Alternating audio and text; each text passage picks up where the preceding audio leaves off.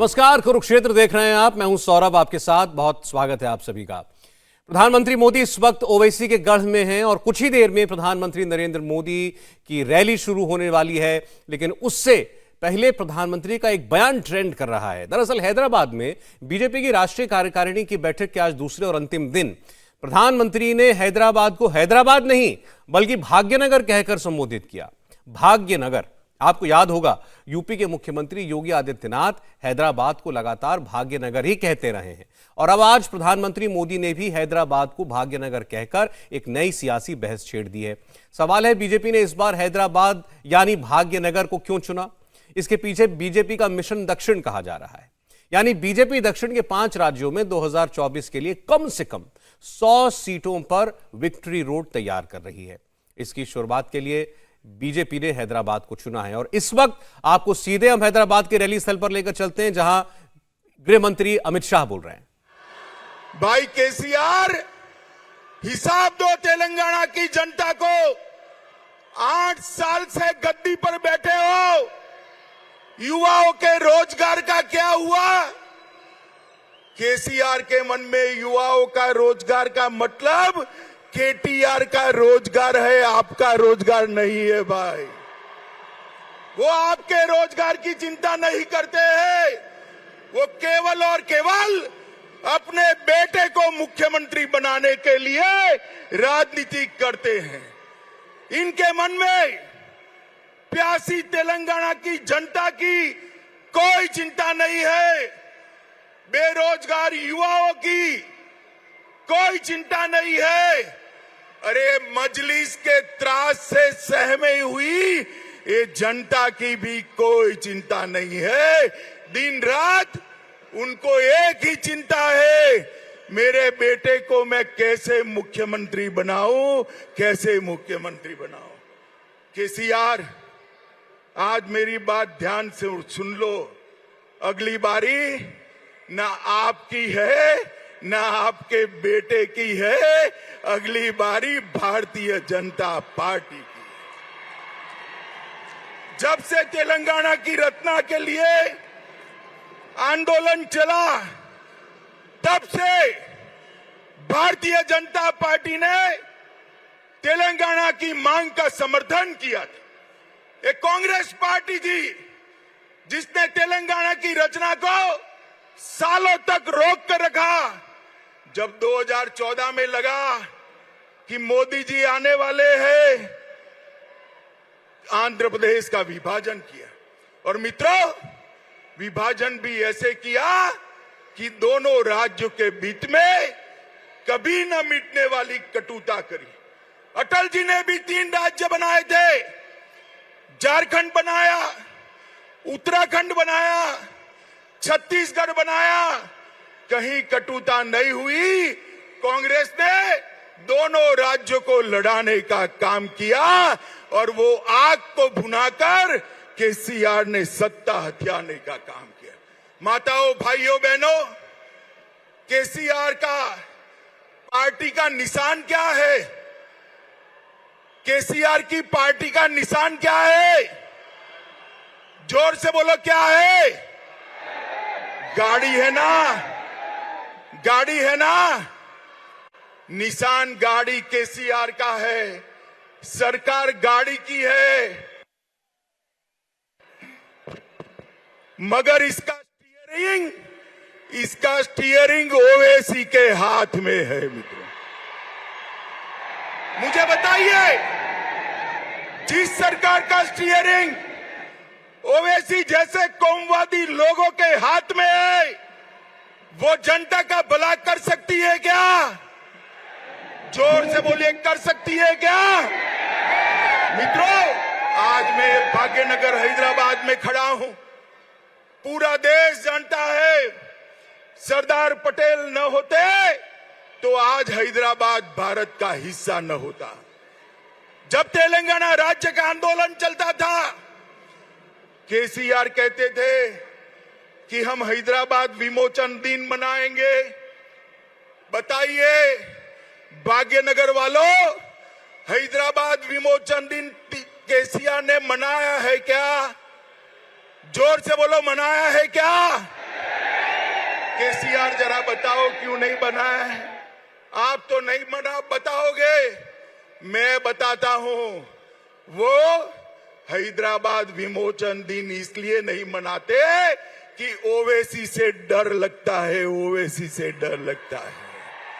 भाइयों बहनों, एक बार मोदी जी के नेतृत्व में भारतीय जनता पार्टी की सरकार बनाइए, हम डंके की चोट पर हैदराबाद विमोचन दिन मनाएंगे, हम किसी से नहीं डरते। भाइयों बहनों, यहां इतने सारे युवा हैं, आपको मैं पूछना चाहता हूं, 8 साल से मुख्यमंत्री है केसीआर जी, कभी सचिवालय गए हैं क्या? बताइए, गए हैं क्या? और जोर से बोलो, गए हैं क्या? क्यों नहीं जाते हैं? क्यों नहीं जाते हैं? मैं बताऊं आपको, एक तांत्रिक ने कहा है कि अगर सचिवालय जाओगे तो सरकार गिर जाएगी। मैं तेलंगाना के युवाओं को कहना चाहता हूं, जो तांत्रिकों की बात मानकर जनता के कल्याण के लिए सचिवालय नहीं जाता है, उसको मुख्यमंत्री बनने का अधिकार है क्या? जोर से बोलिए, है क्या? अरे केसीआर सुन लो, अब मत जाना सचिवालय। अगली बार सचिवालय जाने का टाइम भारतीय जनता पार्टी के मुख्यमंत्री का है। भाइयों बहनों, मोदी जी के नेतृत्व में भाजपा शासित सभी राज्य दिन दूनी रात चौगुनी प्रगति कर रहे हैं। तेलंगाना का ऋण बढ़ रहा है, प्यास बुझती नहीं है, युवाओं को रोजगारी नहीं है, इंडस्ट्री आती नहीं है, डेवलपमेंट होता नहीं है, पूरा देश आगे बढ़ रहा है, तेलंगाना पीछे जा रहा है। यह परिस्थिति तेलंगाना के लिए अच्छी नहीं है। मैं आज इस पवित्र मंच पर से आप सभी को अपील करने आया हूं। मोदी जी भी अभी आने वाले हैं, नड्डा जी और संजय बंडी भी भाषण करने वाले हैं। मैं आप सबको अपील करने आया हूं, एक बार भाजपा का साथ दीजिए और टीआरएस की सरकार को मूल समेत उखाड़ कर फेंक दीजिए सरकार को, और भारतीय जनता पार्टी की सरकार बनाइए। मैं आपको विश्वास दिलाता हूं, टीआरएस ने जो नहीं किया वो सारे वादे भारतीय जनता पार्टी पूरा करेगी, भारतीय जनता पार्टी की सरकार पूरा करेगी। मैं फिर से एक बार आपके विराट जन समर्थन के लिए हाथ जोड़कर तेलंगाना की महान जनता का धन्यवाद कर मेरी बात समाप्त करता हूं। मेरे साथ जोर से बोलिए, दोनों हाथ उठाइए, उठाइए सभी और दोनों हाथ, भाजपा सरकार के संकल्प की मुट्ठी भींचिए और प्रचंड आवाज से बोलिए, भारत माता की, भारत माता की, भारत माता की, वंदे वंदे।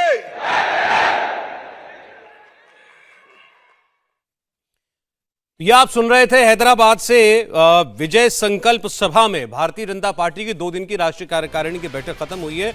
उसके बाद इस सभा में गृहमंत्री अमित शाह बोल रहे थे और जैसा उन्होंने आपको खुद ही बता दिया, थोड़ी देर में प्रधानमंत्री नरेंद्र मोदी यहां पर पहुंचने वाले हैं, उनकी भाषण का इंतजार हो रहा है। और इस राष्ट्रीय कार्यकारिणी के हैदराबाद में रखे जाने को बीजेपी का मिशन साउथ माना जा रहा है, यानी दक्षिण भारत में भारतीय जनता पार्टी आने वाले लोकसभा चुनाव 2024 में बड़ी विजय हासिल करना चाहती है और इसके लिए तेलंगाना को चुना गया है। जो बातें कही हैं अभी आपने सुना, गृहमंत्री अमित शाह ने तेलंगाना के मुख्यमंत्री के चंद्रशेखर राव पर उन्होंने तीखे हमले बोले। उन्होंने कहा कि रोजगार देने का वादा जो केसीआर कहते हैं वो केवल अपने बेटे के लिए है, केटीआर के लिए, ताकि कैसे उनको मुख्यमंत्री बना सकें। दूसरी ओर फिर वो ओवैसी की याद दिलाना भी नहीं भूलते, क्योंकि हैदराबाद ओवैसी का गढ़ है, कि ओवैसी सरकार में भले ही केसीआर हैं, लेकिन उसका जो स्टेयरिंग है वो ओवैसी के हाथ में है। और तीसरी बात वो कहते हैं कि केसीआर जो है वो एक अंधविश्वासी चीफ मिनिस्टर हैं, क्योंकि आज तक उन्होंने सचिवालय का मुंह नहीं देखा, आज तक सेक्रेटेरिएट नहीं गए। इसकी वजह अमित शाह ने बताई कि एक तांत्रिक ने केसीआर को मना कर रखा है कि अगर वो सचिवालय जाएंगे तो उनकी कुर्सी चली जाएगी, उनकी सरकार चली जाएगी। अमित शाह ने सवाल पूछा कि क्या ऐसे अंधविश्वासी व्यक्ति को किसी राज्य का मुख्यमंत्री होना चाहिए।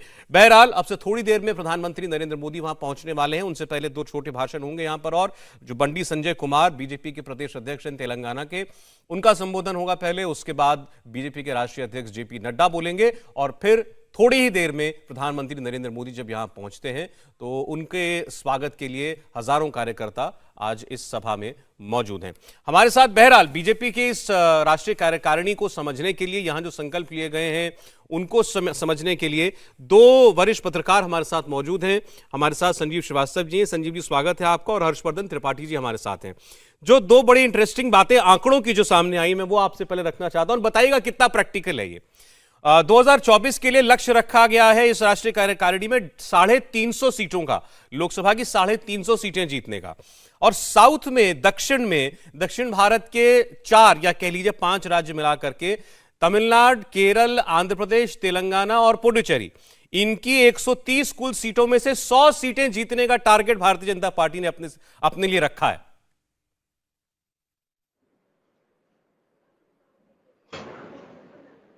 संजीव जी। जी देखिए, लक्ष्य तो बीजेपी रखने में बहुत ही माहिर है और बड़े लक्ष्य रखती है, और ये उनके साथ उनकी परफॉर्मेंस भी मैच करती है। पिछली बार 300 पार का नारा था कि 2019 में बेहतर प्रदर्शन करेंगे, 2014 से उन्होंने करके दिखाया। लेकिन फिर भी मुझे ये जो साउथ का लक्ष्य है, मिशन साउथ का लक्ष्य पूरा कर पाना बीजेपी के लिए आसान होगा, इसकी संभावना बहुत कम है। लेकिन तेवर तीखे हैं। देखिए, तेवर उनके मिशन साउथ में कुछ उसी तरह के हैं जैसे बंगाल में थे। बंगाल में भी बहुत स्ट्रॉन्ग रीजनल लीडर हैं। उसी तरह दक्षिण भारत में उनका मुकाबला कहीं भी, कांग्रेस पार्टी को अगर हम देखें तो कर्नाटक के सिवा कांग्रेस इतनी रेलेवेंस कहीं नहीं है, उसकी प्रासंगिकता। तो रीजनल शक्तियां जो हैं और रीजनल सत्रप ही, क्षेत्रीय सत्रप ही बीजेपी के मुकाबला कर रहे हैं। और अब कांग्रेस को एक तरह से हाशिए में लाने के बाद बीजेपी का निशाना क्षेत्रीय सत्रप है। पूरे देश में हर जगह, यूपी से लेके तमिलनाडु तक, जैसे वहां पे अन्ना डीएमके बिखर रही है तो वो स्पेस बीजेपी लेना चाहती है। यहाँ पे प्रमुख विपक्षी दल की स्पेस लेना चाहती है। हालांकि तेलंगाना में कांग्रेस भी पिछले कुछ महीनों में अच्छा परफॉर्म कर रही है, कम से कम सड़क पे। चुनाव में क्या होगा मालूम नहीं। लेकिन जिस तरह से केसीआर लगभग ममता बनर्जी की तर्ज पर प्रधानमंत्री पर हमले कर रहे हैं, बहुत तीखे, आज उसका अभी अमित शाह ने जिस तरह से जवाब दिया है, तो ये मोर्चा बिल्कुल खुल गया है। जैसे बंगाल में ममता बनाम बीजेपी या ममता बनाम अमित शाह मोदी थे, तो केसीआर के साथ भी लड़ाई बहुत तगड़ी होने वाली है। वाकयुद्ध बहुत जबरदस्त होगा। और सारी जगह जो आपने कहा ना, प्रहार सारे उन मुद्दों पे हुए जो उनका मर्म है, दुखती रग है। चाहे वो बेटा, चाहे ओवैसी, क्योंकि ओवैसी के बहाने बीजेपी अपना हिंदू कंसोलिडेशन करना चाहती है, और चाहे उनका ये अंधविश्वास, पुराने जमाने के ऐसे लोगों के साथ क्या आगे बढ़ोगे। तो दिलचस्प लड़ाई होगी। और सबसे पहला चुनाव भी दक्षिण भारत में तेलंगाना में ही होना है। तो बीजेपी की देखिए खास बात यही है सौरभ, जो आप जानते हैं, हर्षवर्धन जी जानते हैं, बीजेपी के प्रयास में कभी कोई कमी नहीं होती। 365 दिन 24/7 राजनीति के अंदर डूबी हुई पार्टी है ये। और इसने अब ठान लिया कि क्षेत्रीय सत्र को निपटाना है। अब या तो क्षेत्रीय सत्र इन्हें निपटाएंगे अपने क्षेत्रों में, या बीजेपी उन्हें निपटाएगी। आपने बड़ी लेकिन इंटरेस्टिंग तुलना की कि ये लड़ाई बीजेपी बनाम केसीआर की वैसी होती जा रही है जैसे बीजेपी बनाम ममता बनर्जी की है। और एक फर्टाइल लैंड के तौर पर तेलंगाना को अपने लिए भारतीय जनता पार्टी देख रही है कर्नाटक के बाद। तो कर्नाटक को, जिसको वो अपने लिए दक्षिण का दरवाजा मानती है, उस दरवाजे को खोल करके हर्षवर्धन जी, क्या इस दूसरे कमरे में यानी तेलंगाना में प्रवेश के आपको आसार नजर आ रहे हैं भाजपा के?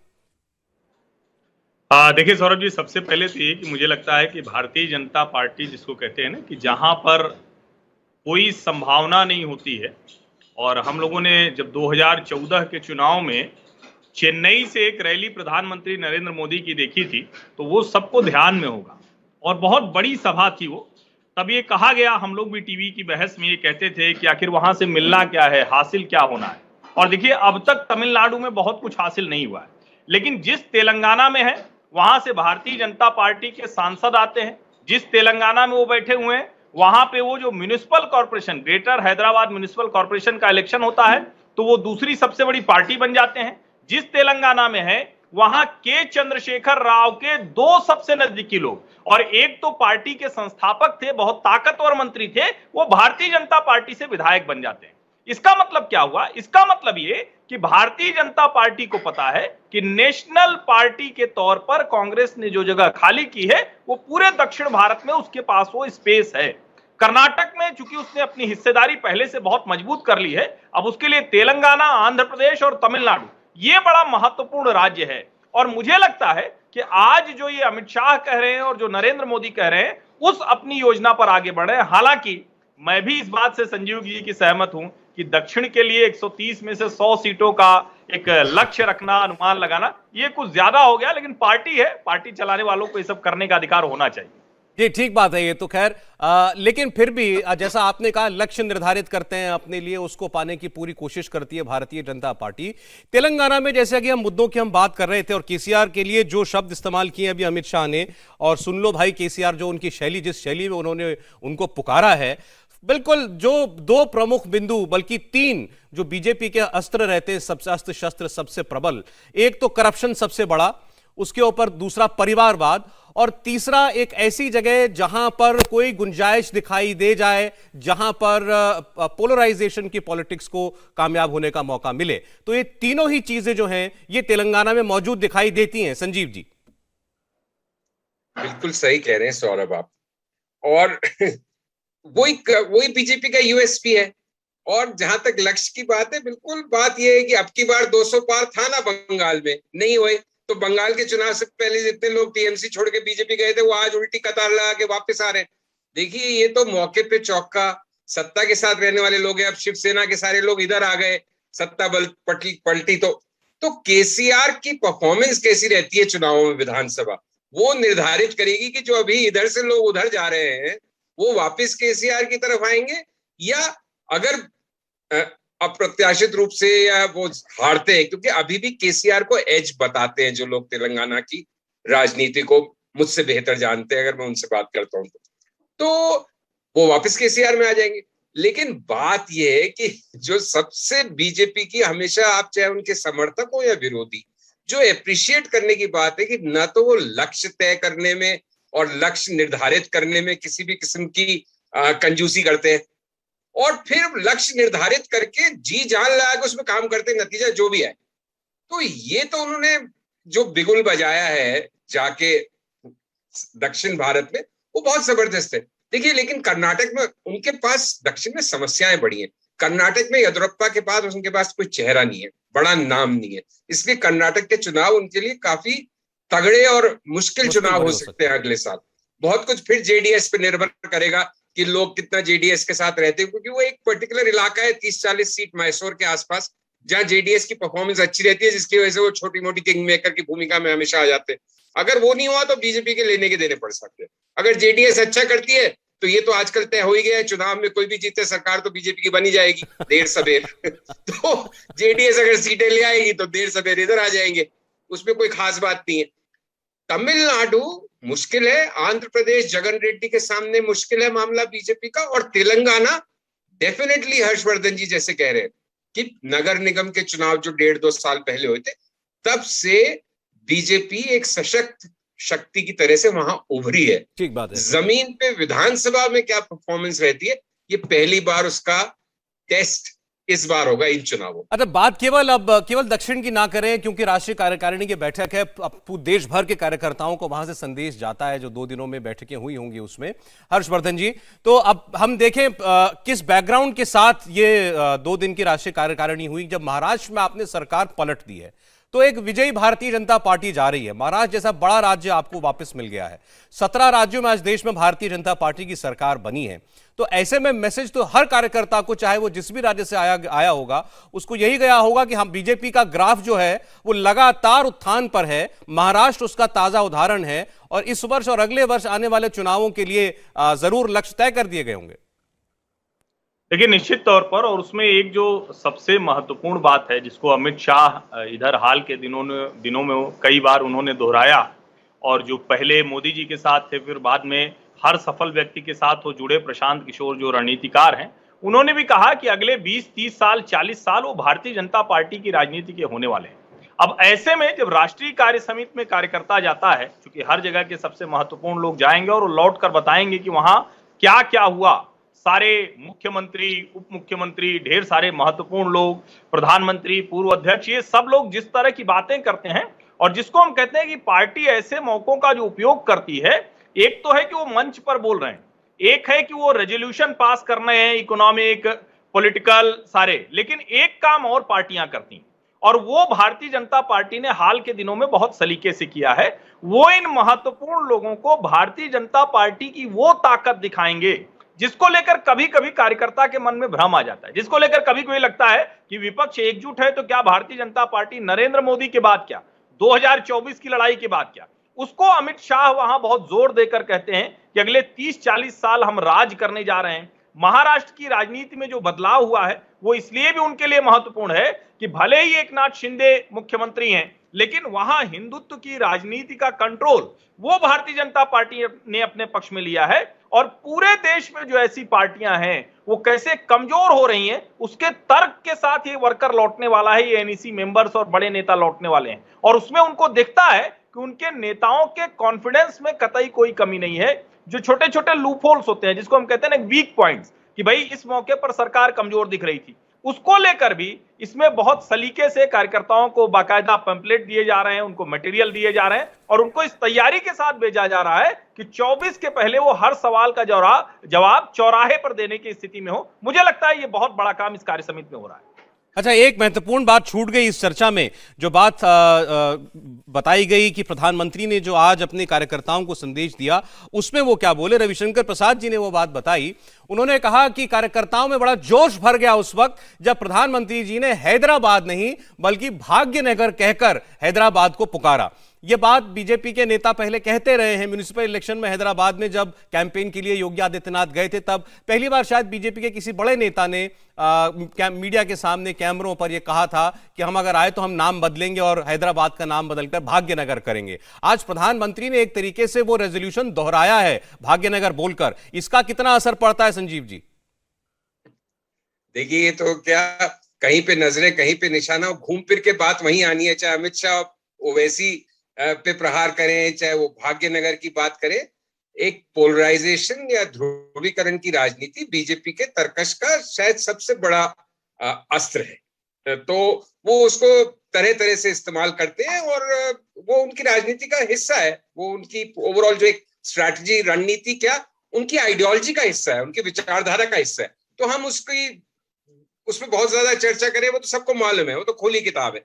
लेकिन ये जो, मैं हर्षवर्धन जी की कितनी सारी बातों से सहमत होता हूं, लेकिन एक बात पे मैं उनसे विनम्रता से कहना चाहूंगा कि भारतीय राजनीति के संदर्भ में कभी भी अमित शाह ये कहे हम 30-40 साल राज करेंगे, ये अलग बिंदु है, लेकिन हम उस थ्योरी को बाय कर लेंगे कि ये 30-40 साल राज करेंगे, इससे मैं इसलिए सहमत नहीं होता कि देखिए, अभी 2014 से पहले 2009 के चुनाव में आडवाणी जी थे, वाजपेयी जी थे, उससे पहले 2004 में, तो वही 210, 15, 180 सीटें लाने वाली पार्टी थी ये। और उससे पहले तो खैर, उससे पहले की तो बात ही नहीं कर रहा मैं, 1984 में 2 सीट या बाद में 99 सीट, वहां से उसकी बड़ी प्रगति हुई है। लेकिन उस प्रगति का तमाम विचारधारा और सब चीजों के साथ कार्यकर्ता, बूथ मैनेजमेंट, एक साइंटिफिक अप्रोच, एक जुझारू पन बीजेपी का, लेकिन उसका सबसे बड़ा जो एक्स फैक्टर है वो नरेंद्र मोदी है। नरेंद्र मोदी के नाम से ये 300 पार हो रहे हैं, 280 पार हो रहे हैं, अकेले सरकार बना रहे हैं। तो जब नरेंद्र मोदी उतने चित्र पे नहीं रहेंगे राजनीतिक, उस समय क्या स्थिति बनती है, उसका हम अभी से विश्लेषण करने लगे। या हम एक उसमें चलिए उतना आगे का ना सोच के अभी तो आप 2024 का ही चित्र बता दीजिए। भारत में राजनीति का पहिया हर 10, 15, 20 साल में घूम जाता है।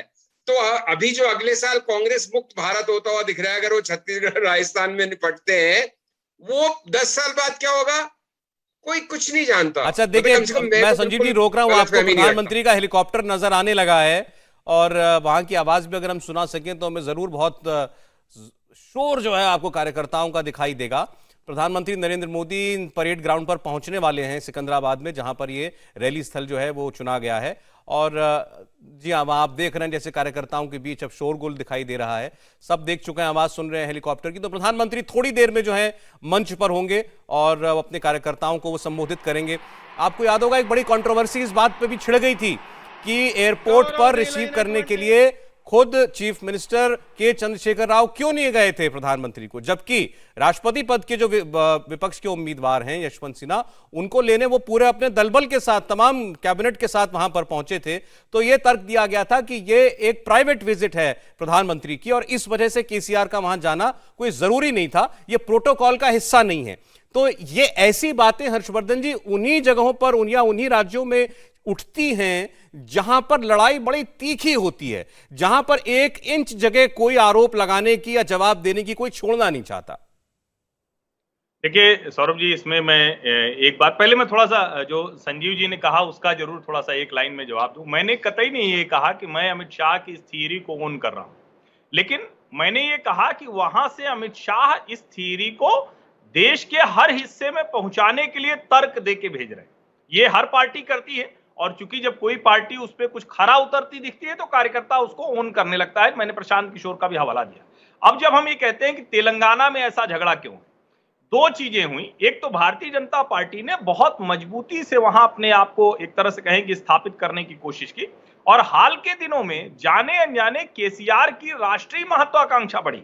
आपको एक बयान में ध्यान दिलाऊं, अभी उन्होंने कल ही ये बयान दिया है। उन्होंने कहा कि अगर भारतीय जनता पार्टी इस तरह से हमारे खिलाफ रहेगी तो हम उसको देश नहीं जीतने देंगे, भारत में हम उनको सरकार केंद्र में नहीं बनाने देंगे। ये एक ऐसा बयान है जो मुझे लगता है कि रणनीतिक तौर पर अब केसीआर को समझाने वालों ने क्या समझाया, लेकिन शायद उनको लगा कि ठीक है हम बहुत एग्रेसिव होंगे। दूसरा, जो फार्मर कम्युनिटी है वो बहुत बड़ा मुद्दा बनने जा रही। भारतीय जनता पार्टी कह रही है कि जितनी योजनाएं हैं, एमएसपी खरीद से लेकर जितनी योजनाएं हैं, उसका लाभ केसीआर की सरकार नहीं दे रही। केसीआर का कहना है कि केंद्र सरकार उस तरह से उनका हक नहीं देती जैसे पंजाब के लोगों का देती। तो ऐसे कई मुद्दे हैं जो लोगों को छू रहे हैं और निश्चित तौर पर ओवैसी वहां खड़े हैं। जब पूरे देश में वो मुद्दा बन जाते हैं तो भला भाग्यनगर हैदराबाद में क्यों नहीं बनेंगे। ये भारतीय जनता पार्टी के लिए बहुत स्ट्रॉन्ग पॉइंट की तरह दिख रहा है और कांग्रेस का हालांकि देखें हर्षवर्धन जी, तो ओवैसी जी का जो तेलंगाना में भी अस्तित्व है, 7 सीटों की मात्र उनकी ताकत है तेलंगाना में भी, लेकिन हैदराबाद से आते हैं, हैदराबाद से सांसद हैं और हैदराबाद को भाग्यनगर बनाना है, इसलिए शायद जो है वहां पर ज्यादा चर्चा ओवैसी के नाम की होती है। एक बार जरा पीयूष गोयल जी वहां संबोधन कर रहे हैं, उनको भी जरा सुन लें। राष्ट्रपति के चुनाव में भी केसीआर और केटीआर बड़ी बड़ी बातें करते हैं, कहते हैं कि वो भारतीय जनता पार्टी को हराने का काम करेंगे। मैं समझता हूं कि अब आने वाली 18 तारीख को भारतीय जनता पार्टी में जो एक आदिवासी महिला को राष्ट्रपति के चुनाव में खड़ा किया है, माननीय श्रीमती द्रौपदी मुर्मू जी को, उनको बड़ी मात्रा में विजय करके देश एक बड़ा संदेश आदिवासी भाई बहनों को भी देगा कि अब समाज में जो वंचित है, जो पीड़ित है, जो शोषित समाज है, उसकी चिंता करने वाली सरकारें, उसकी चिंता करने वाले लोग, उनकी चिंता करने वाले नेतृत्व को प्राथमिकता मिलेगी। और आगे आने वाले दिनों में पहली बार भारत में एक आदिवासी महिला देश की राष्ट्रपति बनेगी।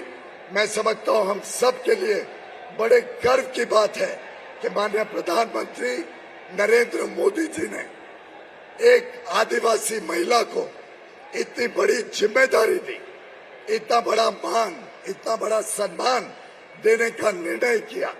और उसके लिए मैं समझता हूं हम सबको प्रधानमंत्री नरेंद्र मोदी जी का तहे दिल से धन्यवाद करना है, उनका साधुवाद करना है। बहुत बहुत धन्यवाद। दिखाओ दिखाओ। మోడీ గారికి స్వాగతం పలుకుదాం. కళా బృందం ఏదైతుందో ఫాస్ట్ గా పాట ఇచ్చేయాలి. డప్పుల కళా బృందం వాళ్ళందరూ కూడా రెడీగా ఉండండి. వారు వచ్చినప్పుడు స్వాగతం పలకాలి. అందరం కూడా గట్టిగా స్వాగతం పలకాలి. పాట ఒకసారి ఆగండి. అందరం కూడా డ్యాన్స్ మీద ఉన్నారు కూడా వాయిద్యాలతో స్వాగతం పలకాలి. మోడీ గారు వచ్చారు, పైకి వస్తున్నారు. తెలంగాణ గడ్డ మీద तो प्रधानमंत्री नरेंद्र मोदी पहुंच चुके हैं तेलंगाना में इस वक्त रैली स्थल पर हैदराबाद में। भारत माता की, भारतीय जनता पार्टी नरेंद्र मोदी गारी नायकत्वम, नरेंद्र मोदी गारी नायकत्वम, भारत माता की। अच्छा సోదరులారా, కళా బృందాలు అదేవిధంగా అక్కడ ఉన్నటువంటి కళాకారులు కూడా మన స్వాగత డ్యాన్స్ తోటి మీరందరూ కూడా వాయిద్యాలతోటి స్వాగతం పలకండి.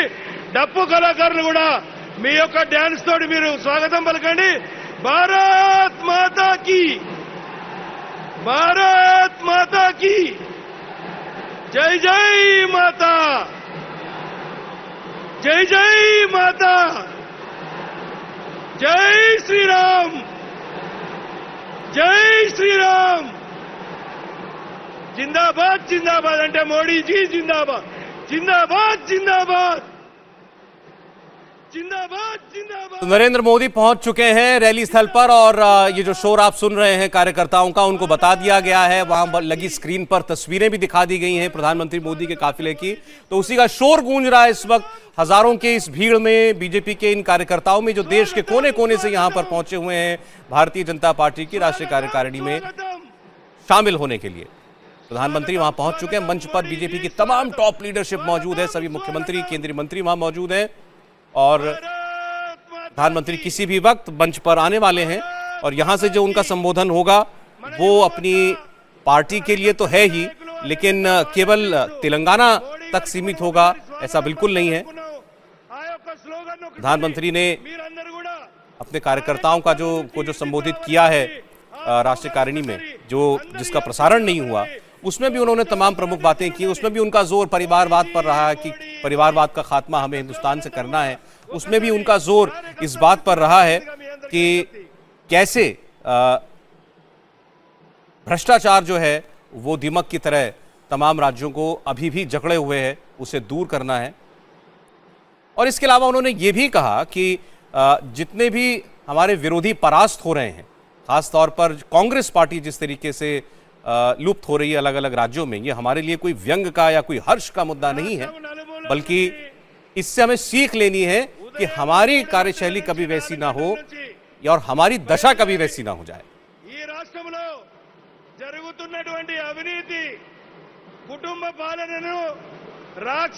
लगातार अंदर से रैली स्थल से माइक से कार्यकर्ताओं का उत्साह बढ़ाया जा रहा है और कुछ ही लम्हों में प्रधानमंत्री नरेंद्र मोदी स्टेज पर होंगे।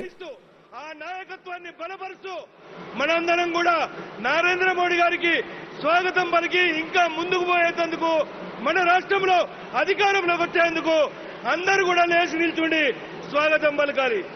ఇటు సైడు అన్ని ప్రయాణికులలో కూర్చున్న అందరూ కూడా ఒకసారి లేచి నిల్చుండాలి. అందరూ కూడా ఒకసారి లేచి నిల్చుండి గట్టిగా నినాదాలతో మనం మోడీ గారికి స్వాగతం పలకాలి. స్వాగతం స్వాగతం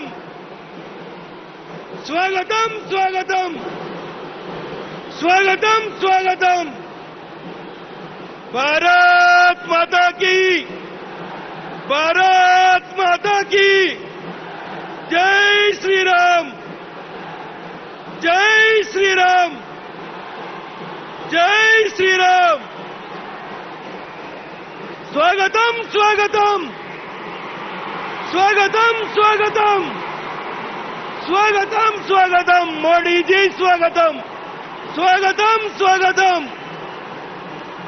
భారత్ మాతా కీ, భారత్ మాతా की జై శ్రీరామ్ జై శ్రీరామ్. డప్పుల కళాకారులు మీ కళా బృందం వాళ్ళందరూ కూడా లేచి నిల్చుండి ఒకరికి పైన ఒకరు ఆ యొక్క డప్పుల కళాకారులందరూ కూడా స్వాగతం పలకాలి. జై శ్రీరామ్. డప్పుల కళాకారులు మీ కళా బృందం వాళ్ళందరూ కూడా లేచి నిల్చుండి ఒకరికి పైన ఒకరు ఆ యొక్క డప్పుల కళాకారులందరూ కూడా స్వాగతం పలకాలి. స్వాగతం స్వాగతం స్వాగతం స్వాగతం స్వాగతం స్వాగతం మోడీజీ స్వాగతం స్వాగతం స్వాగతం మోడీజీ స్వాగతం. భారత్ మాతా की భారత్ మాతా की స్వాగతం స్వాగతం స్వాగతం స్వాగతం మోడీజీ స్వాగతం. అందరు కూడా ఒకసారి గట్టిగా చప్పట్లతోటి స్వాగతం పలకాలి. అందరు కూడా మన మోడీ గారికి అందరు కూడా చప్పట్లతోటి అందరు కూడా లేచి నిల్చుని చేతులతోటి ఊపి అందరు కూడా స్వాగతం పలకాలి. భారత్ మాతా की భారత్ మాతా की.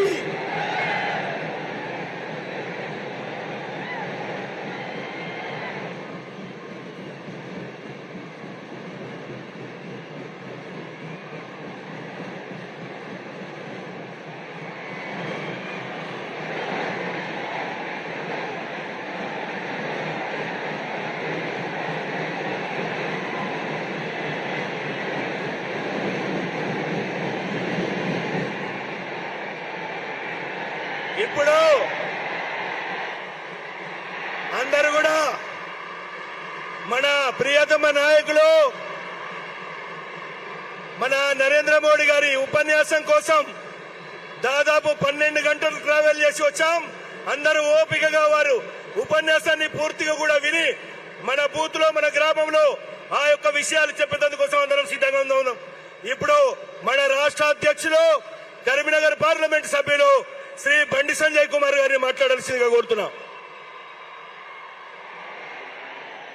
మన ప్రియతమ నాయకులు మన ప్రధానమంత్రి గారు నరేంద్ర మోడీ గారు హైదరాబాద్ గడ్డ మీదకి తెలంగాణ గడ్డ మీదకి వచ్చిన సందర్భంగా మన అందరి పక్షాన మన రాష్ట్ర అధ్యక్షుల వారికి కండువతోటి స్వాగతం పలుకుతారు. వారందరికీ కూడా స్వాగతం.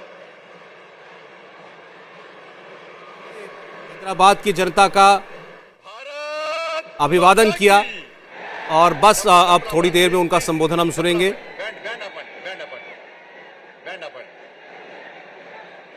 भारत माता की. बीजेपी के जो राज्य के नेता हैं तेलंगाना के, वो स्वागत कर रहे हैं इस वक्त प्रधानमंत्री का. जय श्री राम. राम लक्ष्मण जानकी. राम लक्ष्मण जानकी.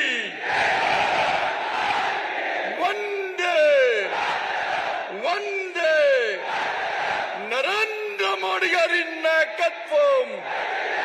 नरेंद्र मोदी गारी नायकत्వం. जेपी नड्डा गारी नायकत्వం. अमित शाह गारी नायकत्వం. అందరికీ నమస్కారం. భారతీయ జనతా పార్టీ ఈ భాగ్యనగర్ గడ్డ మీద అతిరథ మహారథుల యొక్క ఆశీర్వాదంతో ఈ రోజు నిర్వహిస్తున్న प्रधानमंत्री थोड़ी देर में अपना संबोधन शुरू करेंगे, लेकिन जो स्वागत हुआ है जिस तरीके से जाहिर है राष्ट्रकारिणी में तो खास तौर पर कहीं भी हो प्रधानमंत्री का संबोधन हो तो ऐसा भव्य होना ही था. वाकई भव्य था वो नज़ारा. पार्टी के आयोजक बड़े खुश होंगे कम से कम आज की इस तस्वीर को देख करके. हमारे मेहमान हमारे साथ बने हुए संजीव श्रीवास्तव जी और हर्षवर्धन त्रिपाठी जी. हर्षवर्धन जी, इस भाषण से क्या उम्मीदें हैं आपको? क्या मैसेज प्रधानमंत्री का रह सकता है? और तेलंगाना में जो नारे अभी गूंजते आपने सुनाई दिए, हैदराबाद में जो नारे सुने, उस पर क्या कहना है? देखिए, भारतीय जनता पार्टी वहां के लोगों को अपनी राजनीति के सांचे में ढालने में पूरी तरह से कामयाब हो गई. मैं अगर जो स्वागत के लिए जो भी नेता थे उनके भाषण से अगर मैं कहूं, और अभी जब मैं ये बात देख रहा था तो इसी बीच में मैं खबर ये देख रहा हूं कि तेलंगाना के कोंडा से जो पूर्व कांग्रेस सांसद रहे हैं वो भारतीय जनता पार्टी में शामिल हो गए। तो एक तरह से कहें कि भाजपा ने अब वो स्पेस जो नेशनल पार्टी का स्पेस है वो अपने पक्ष में पूरी तरह से कर लिया है। अब नरेंद्र मोदी जो तेलंगाना और आंध्र प्रदेश के लोगों की एस्पिरेशन है उसको एक साथ वहां से एड्रेस करेंगे। दो बातें वो बहुत स्पष्ट तौर पर बताएंगे कि बीजेपी एक अकेली ऐसी पार्टी है जो देश भर में किसी परिवारवाद वंशवाद को आगे नहीं बढ़ाती है। दूसरा, बीजेपी की सरकारों पर सीधे करप्शन का कोई आरोप नहीं है। ये दो ऐसे मुद्दे हैं जो किसी को भी अपील करते हैं और जब प्रधानमंत्री नरेंद्र मोदी उसको बोल रहे होते हैं तो उसका प्रभाव बहुत ज्यादा होता है। तेलंगाना के संदर्भ में वो ज्यादा कहें कि सीधे असरकारक होगा, केसीआर वहां शुरू से रहे और अब जिस तरह से पूरी की पूरी पार्टी उनके परिवार में है और 3 बड़े नेता उनको यही कहकर छोड़कर गए कि अब केसीआर की पार्टी सिर्फ उनके परिवार की पार्टी है, ये तेलंगाना राष्ट्र समिति नहीं रह गई। तो मुझे लगता है कि प्रधानमंत्री का पूरा जोर इसी पर होगा और अपनी सरकार की उपलब्धियां वो बताएंगे जो लगभग हर जगह वो बताते हैं। लेकिन इसमें कहीं मुंबई का जिक्र आता आपको दिखता है क्या? नहीं, मुझे नहीं लगता कि इसका जिक्र होगा। मुझे संदर्भ यहां दिखता नहीं है, लेकिन प्रधानमंत्री नरेंद्र मोदी हैं, हो सकता है कि किसी और संदर्भ में उसकी चर्चा करें। संजीव जी, स्वागत तो बड़ा जोरदार हुआ, लेकिन प्रधानमंत्री नरेंद्र मोदी, खास करके, वैसे तो कोई भी बड़ा नेता होता है तो, लेकिन खासकर प्रधानमंत्री नरेंद्र मोदी, ये कहीं भी चले जाएं किसी देश के कोने में तो स्वागत तो उनका इतना ही भव्य होता है। तो इससे पार्टी की जड़ें कितनी मजबूत है राज्य में वो तो हम नहीं आंकलन कर सकते हैं, लेकिन फिर भी समा खूब बांधा है बीजेपी ने यहाँ पे। नहीं, बिल्कुल समा तो जबरदस्त है। और प्रधानमंत्री का जब वो लोगों के नारे सुन रहे थे और उनका स्वागत जिस ढंग से हो रहा था वो देख रहे थे, तो उनके चेहरे पे ऐसा लग रहा था कि एक संतुष्टि का और प्रसन्नता का भाव है। जो बीजेपी के स्थानीय नेता राम लक्ष्मण जानकी के नारे लगा रहे थे और जनता भी उसी की तरह से गूंज रही थी, उस जनता की आवाज, तो एक सैटिस्फैक्शन तो दिख रहा था शायद। देखिए, मोदी जी के सामने चुनौती है। मोदी जी की लोकप्रियता में तो कोई ऐसा विषय ही नहीं है जिसपे बहुत चर्चा हो। प्रॉब्लम मोदी जी और बीजेपी की है कि मोदी जी की लोकप्रियता को लोकसभा के स्तर पे भुनाया जा सकता है, विधानसभा के स्तर पे या तो कोई योगी जैसा चेहरा हो, नहीं तो आपने खट्टर जी की स्थिति भी देखी, झारखंड के मुख्यमंत्री की भी देखी, और कम से कम जो ये बातें वैसे संजीव जी, ये बात बीजेपी के कार्यकर्ता आजकल कहने लगे हैं कि हर जगह योगी ही चाहिए। तो आपको लग रहा है कि पार्टी का सेंटिमेंट यही है? ये एक समस्या है। तो मिशन साउथ में बड़ा चैलेंज विधानसभा चुनाव में मोदी जी और बीजेपी के सामने ये कि भाई वो एक सीमा तक खींच सकते हैं पार्टी को, लेकिन विनिंग पोस्ट शायद पार कराने के लिए एक सशक्त लोकल स्थानीय चेहरे, करिश्माई चेहरे की आवश्यकता है। और ये तो मिशन साउथ की बात होगी। और एक जो दिलचस्प बात है, जिसका यहाँ पे कितना वो है, लेकिन पूरे उत्तर भारत में, उत्तर और पश्चिमी भारत में इस समय अगर कोई डटा हुआ है बीजेपी और मोदी जी के सामने, तो वो देखिए वो तेजस्वी यादव है। सिर्फ बिहार एक राज्य अब ऐसा बच रहा है जहां बीजेपी कहीं ना कहीं स्वयं को बैकफुट पे पा रही है कि वो अकेले वो धुरी नहीं बन पा रही। मतलब जेडीयू, हम कितनी भी आलोचना करें नीतीश कुमार जी की अपॉर्चुनिस्टिक पॉलिटिक्स की, लेकिन जेडीयू वो धुरी बन गया है कि जिसके साथ होगा वो सरकार बना लेगा, और तेजस्वी की नंबर 1 पार्टी हो गई है। तो वहां के जो और कुछ भी देखिए, बिहार, देखिए कुछ बातें जो है ये पहले ही कैविएट लगा देना चाहिए, तो मैं लगा देता हूं कि ये सरासर जो मैं बोलूंगा अब, ये बिल्कुल जो आप कहते हैं स्पेकुलेशन के दायरे में या गॉसिप के दायरे में आता है। लेकिन लोग तो ये कहने लगे हैं कि बिहार में भी, चूंकि आपने जिक्र किया, तो बीजेपी जेडीयू का शिवसेना करने वाली है। वो जेडीयू का शिवसेना कर सकती है, लेकिन चुनाव जब होंगे बिहार में, तो क्या जेडीयू का जो एक 10 से 13% का एक महादलित वोट बैंक बन गया है, क्या वो नीतीश से छुड़ा पाने में कामयाब होंगे? कि वहां का शिंदे कौन होगा? अगर आपको वहां पे कौन सा ऐसा चेहरा होगा जो नीतीश कुमार के नीचे जमीन खिसका ले? क्योंकि वहां एमवाई कॉम्बिनेशन बहुत स्ट्रांग, तेजस्वी का भाई 90 सीट लेके बैठा, पिछला चुनाव करीब करीब जीत ही गया था, और बीजेपी इतनी लोकप्रिय है, इतनी सीट लाई है, लेकिन एकमात्र अब उत्तर भारत में शायद ऐसा राज्य बन गई है ठीक है, जहां वो अकेले अपने दम पर आज तक सरकार नहीं बना पाई। ठीक है, ये चर्चा ये चर्चा सार्थक इसलिए जो बात आपने बिहार की उठाई, क्योंकि आज हम बीजेपी की चर्चा कर रहे हैं राष्ट्रीय परिप्रेक्ष्य के अंदर। तो आपने बताया बिहार एक उसमें ऐसा अपवाद महसूस होता है जो जहां पर सरकार होने के बावजूद बीजेपी उतनी सहज जो है आप महसूस नहीं करते। लेकिन सटा हुआ राज्य आजकल झारखंड को लेकर बहुत चर्चाएं हैं हर्षवर्धन जी, बहुत से लोगों का कहना है वहां कुछ बड़ा करने वाली है बीजेपी। देखिए, वहां के बारे में दो चीजें हैं। एक तो जब आरपीएन सिंह पार्टी में आए, कांग्रेस के प्रभारी थे, और कहा जाता है कि वो भारतीय जनता पार्टी के लिए उन कमजोर कड़ियों को लेकर ही अमित शाह के पास गए। दूसरी जो कमजोर कड़ी लेकर गए वो अभी हाल में हेमंत सोरेन लेकर गए। तीसरी जो महत्वपूर्ण बात है कि बाबूलाल मरांडी, उनकी वजह से जो भारतीय जनता पार्टी की रणनीति की स्थिति है वो बहुत बेहतर हुई है। चौथी महत्वपूर्ण बात है कि 3 आदिवासी विधायक वो झारखंड मुक्ति मोर्चा में होते हुए भी वो विद्रोह की स्थिति में, कुल मिलाकर भारतीय जनता पार्टी के लिए एक ऐसा समीकरण बन रहा है, और उसमें जिसको हम बार बार जानते हैं कि जो तुष्टीकरण की नीति है, जो ईसाई धर्मांतरण की बात होती है, जो आदिवासियों का मुद्दा है, उन सब को लेकर भारतीय जनता पार्टी जिस तरह से आक्रामक रहती है, और अभी हाल की जो मुलाकात हुई है गृहमंत्री के साथ मुख्यमंत्री की, वो ये चर्चा या कहें कि इस संभावना को बहुत तेज आवाज आने लगी है कि क्या महाराष्ट्र के बाद झारखंड में भी बदलाव होने वाला है। लेकिन इसके अलावा कोई और राज्य बचा है क्या? आखिरी पंक्ति से अगर उठाएं सौरभ एक मिनट, तो वहां तो इस बात की संभावना से इनकार नहीं किया जा सकता कि हेमंत सोरेन ही एकनाथ शिंदे बन सकते हैं। तो बाकी तो छोड़िए कि कौन टूटेगा, कौन आएगा, कौन जाएगा। मुझे लगता है हर्षवर्धन जी उसी संभावना की ही बात कर रहे हैं। जी नहीं, निश्चित तौर पर उसी संभावना की बात कर रहा हूं। जी हाँ, तो फिर 2 ही राज्य जो है मेरे ख्याल से और शेष बचते हैं, छत्तीसगढ़ और राजस्थान। देखिए, राजस्थान को लेकर तो राजस्थान थोड़ा सा अलग किस्म का है, और यहां हमें पूरा क्रेडिट अशोक गहलोत को देना चाहिए। और राजस्थान में सचिन पायलट जो बहुत नौजवान नेता हैं, अपने पिता की विरासत को आगे बढ़ाते हैं, लेकिन जिस साहस के साथ उनको आगे बढ़ना चाहिए, विद इन पार्टी हो और पार्टी के बाहर हो, दोनों जगह उनका व्यवहार बहुत मजबूत नहीं रहा है। शायद उनको यह लगता है कि अशोक गहलोत का यह आखिरी कार्यकाल है, इसके बाद नहीं होगा, इसीलिए अब वो थोड़ा सा एक तरह से कहें कि मैच्योर स्टेटमेंट भी देने लगे हैं। और भारतीय जनता पार्टी भी अब कम से कम उनसे वो उम्मीद नहीं कर रही, अब वो पूरी तरह से इस पर उम्मीद कर रही कि वसुंधरा राजे को इस बात के लिए तैयार किया जाए, वहां के जो दूसरे नेता है उनको तैयार किया जाए, और एक जिसको कहते हैं कि यूनाइटेड फ्रंट के तौर पर बीजेपी खुद आए, क्योंकि वहां बहुत बिखराव है। अगर बिखराव नहीं होता तो शायद बहुत सी चीजें भाजपा के पक्ष में आ जाती। छत्तीसगढ़ में फिलहाल अभी कोई संभावना भूपेश बघेल के सामने भारतीय जनता पार्टी की नहीं दिखती। एक चर्चा आजकल जो है होना बहुत शुरू हो गई है, कुछ लोग तो राष्ट्रीय स्तर पर भी करते हैं, लेकिन चले उस पर हम अभी नहीं जाएंगे।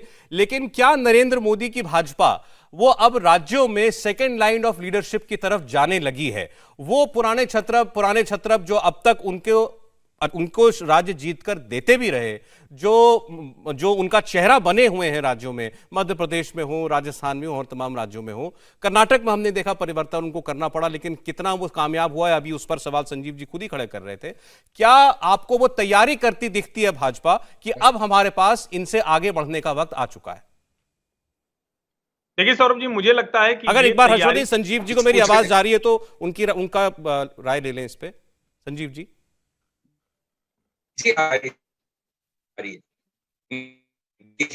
संजीव जी, आपके ऑडियो वीडियो में कुछ प्रॉब्लम आ गया, मैं हर्ष जी की बात सुन लेता हूं फिर आता हूं आपके पास, आपका फ्रेम फ्रीज हो गया है। जी हर्षवर्धन जी।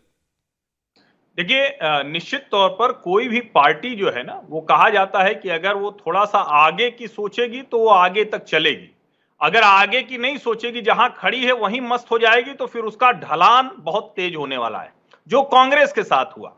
भारतीय जनता पार्टी में अच्छी बात यह है कि जब वो विपक्ष में भी रही, जब वो 160 से 180 वाली पार्टी कही जाती थी, तब भी वो आगे की बहुत सोचती थी। और अगर आज आप ध्यान से देखें तो राज्यों से लेकर केंद्र तक जो भारतीय जनता पार्टी का बहुत उफान है, मजबूती है, उसके पीछे वो आगे देखना है। अभी जब हम कहते हैं खास करके 2 राज्यों के संदर्भ में, एक मध्य प्रदेश और एक राजस्थान, कि वहां का जो नेतृत्व है, जो जीतता रहा या कई बार हारा, अब उसको कैसे रिप्लेस करें, तो उसका दूसरा पहलू यह है कि 10 से 20 साल की राजनीति के बाद ढेर सारे लोगों के एस्पिरेशंस होते हैं, महत्वाकांक्षाएं होती हैं। तो भारतीय जनता पार्टी ने बहुत सलीके से उन नेताओं को इस संदेश दिया है राज्यों में कि कहीं भी हम नया नेतृत्व खड़ा कर सकते हैं। आप देखिए गोवा और उत्तराखंड में तो एक बहुत ही जो कहें कि दोनों नौजवान मुख्यमंत्री हैं, बहुत कम उम्र के हैं, तो भारतीय जनता पार्टी पूरी तरह से चेहरा बदल रही है। वो 20 साल 30 साल आगे की राजनीति कर रही है। तो फिलहाल तो ये दिखता है, और जो संजीव जी कह रहे थे उससे मैं सहमत हूं कि बहुत आगे की राजनीति का अनुमान लगाना